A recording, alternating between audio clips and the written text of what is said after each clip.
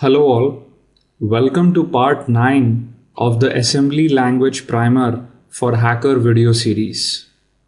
In this video, we will look at conditional branching instructions in assembly. The first family of instructions we will look at is the conditional jump family. Now the conditional jumps are of the form JXX, where the two X's could be replaced by various letters denoting various form of jumps. Examples are JA, which is jump if above, JE, which is jump if above and equal to, so on and so forth.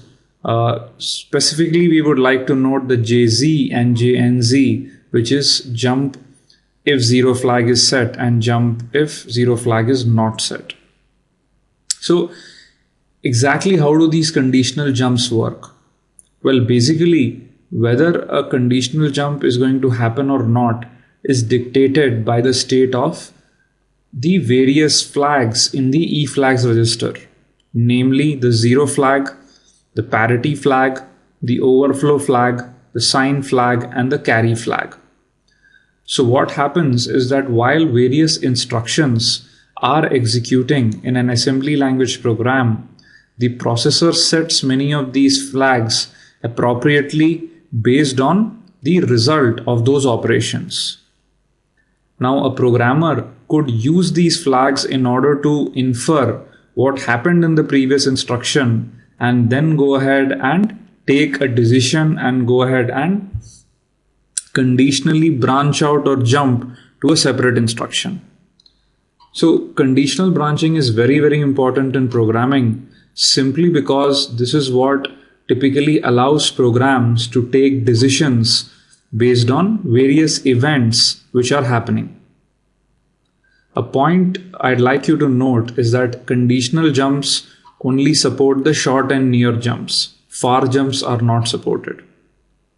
Well, now let's quickly look at a code example to look at the conditional jump instructions. There are probably over a dozen conditional jump instructions available and might not be possible to cover everything in this video.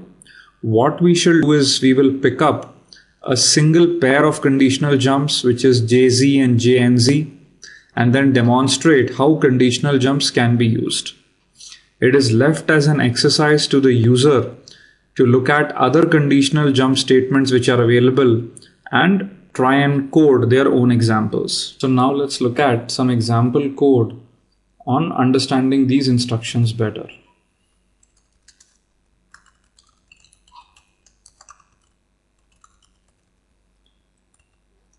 So I've created a very simple program called conditional branching.s, which is available for download from the same page. First we have the data section where we've mentioned three strings: hello world, zero flag set, and zero flag not set. Then in the main function, we very simply have a statement which moves the value 10 into EAX, and then the JZ instruction which checks if the zero flag has been set or not. If the zero flag is not set, then the execution continues to flag not set print. If it is set, then execution is branched to flag set print label, which is this one, where we go ahead and print the zero flag set string. Finally, in each one of these, in the end, it just jumps unconditionally to exit call, which is very simply to exit the program. Now we've discussed many of these functionalities of how to write, exit, etc. in previous videos. So hope you are able to follow this. If not, please revisit them. Finally, we have a print hello world routine, which we will discuss a bit later. So let's go ahead and assemble and link this program.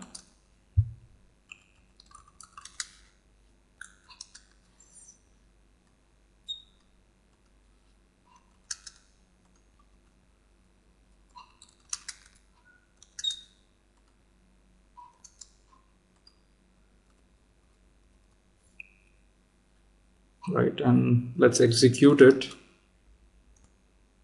And as we see, zero flag not set is printed out.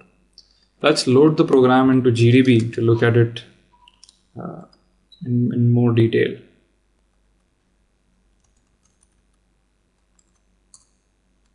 Let's list the file, source code, and let's go ahead and break at this point, line number 20.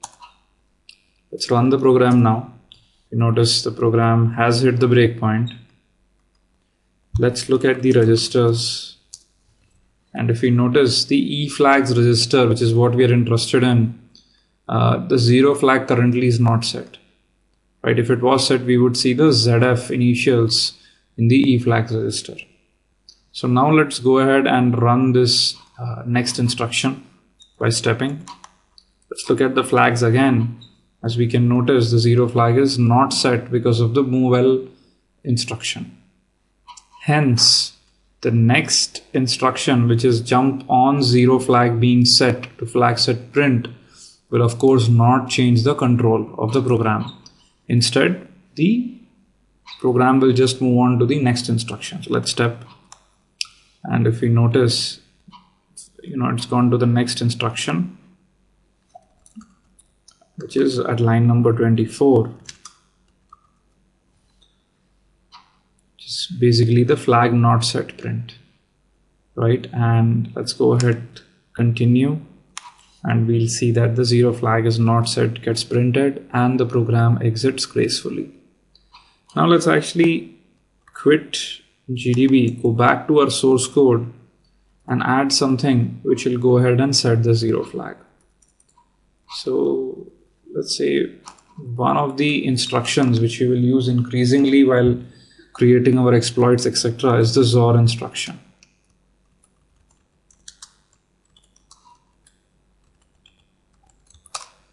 So XOR EAX. Now what this actually does is nothing but takes a logical XOR of the EAX register with itself. Now from basic math 101, we know that the XOR operation, when applied on the same entity, is going to give a 0. And thus the 0 flag will be set. So let's go ahead, assemble this new piece of code. Let's link it and then let's execute it. So if you notice, now we get 0 flag was set printed.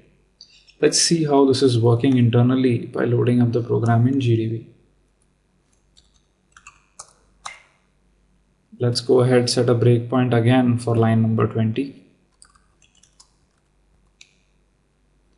Let's run the program. Notice the breakpoint has been hit. Once again, this is the move L10 into EAX instruction. Let's step through it. And if we look at the registers, as in the previous case, we notice the 0 flag is not set. Now let's look at the next instruction, which is the XOR instruction. Step through it. Look at the flags again, and now if you notice, the 0 flag has been set because the XOR EAX operation resulted in a 0. Thus, when the next statement JZ flag set print will be executed and control will be given to the instruction at the flag set print label. Let's step through it, and what we will notice now is that from line number 22 we have gone to line number 35. Let's list the code around 35, and we notice that this is nothing but the flag set print instruction set. So let's continue, and the 0 flag was set is executed. So very simple program in which you use the JZ conditional jump in order to branch out based on various happenings in the previous instructions. I would encourage you to try out the JZ, the JMZ, as well as other jump instructions, and I'll leave it as an exercise to you to look at exactly how you can write programs using these instructions. Let's now go back to the presentation and to the next slide. So the next instruction for conditional branching is the loop instruction.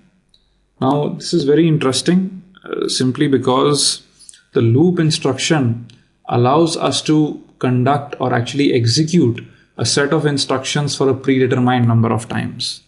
So let's say you wanted to print the hello world instruction, a hello world string 10 times.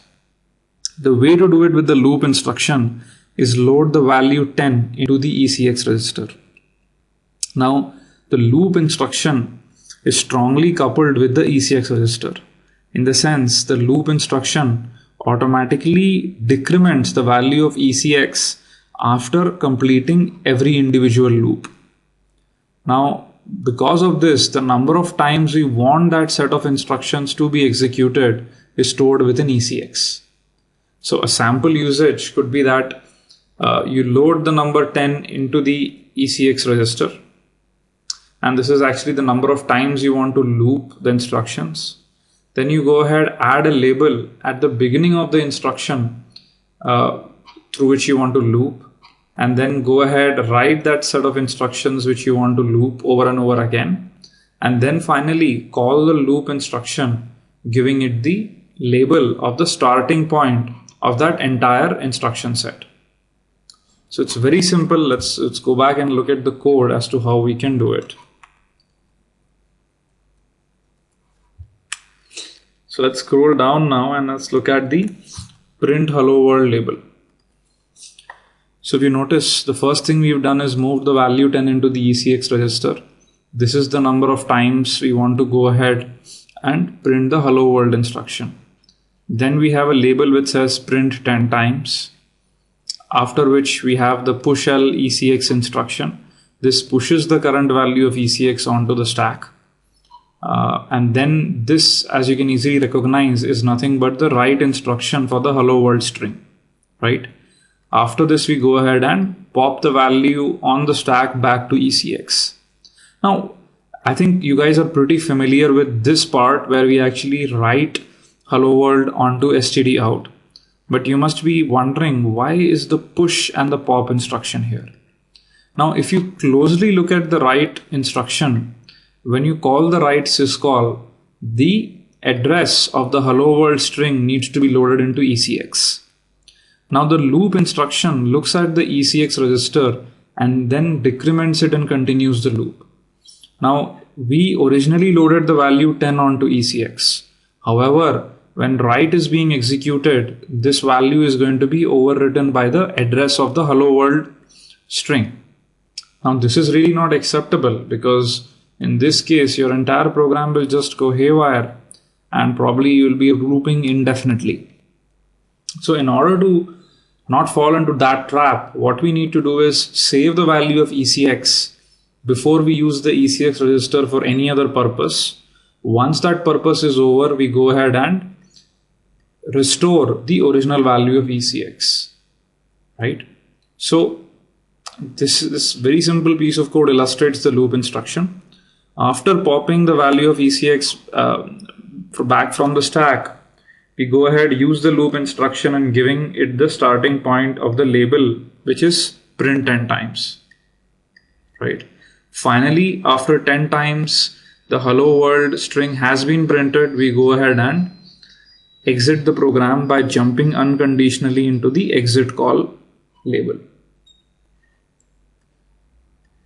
Okay, so now let's look at the print hello world and see how we can print this.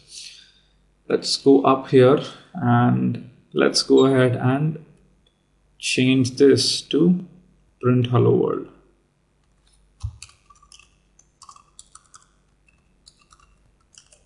So now what will happen is XOR instruction leads to a 0, flag being set. JZ is true, because of which print hello world is called. Print hello world goes ahead and prints the hello world string 10 times onto std out. Let's assemble the program. Let's link it and then run it. And if you notice, the hello world string has been printed 10 times. So very simple program demonstrating how the loop instruction can be used. Once again, the point to remember about loop is that the value of ECX dictates how many times the loop instruction will run. At the very same time, if within the loop you're using ECX for any other purpose, remember to save it onto the stack before the loop begins and then retrieve it from the stack after every loop ends. Let's go back to our presentation. There are conditional loops also available, such as loop Z and loop NZ, which actually are also associated with the zero flag. So I'll leave this as an exercise to the reader to figure out how to go about using the conditional loop statements. So well, that's all for this video. Hope you enjoyed it. I would really appreciate if you could leave behind a couple of comments in the comment section below. Thank you very much for all the encouragement I've seen in the previous comments. Hopefully this is being useful and beneficial to you, and I'm very happy if it is so. Well, that's all for this video. Thank you.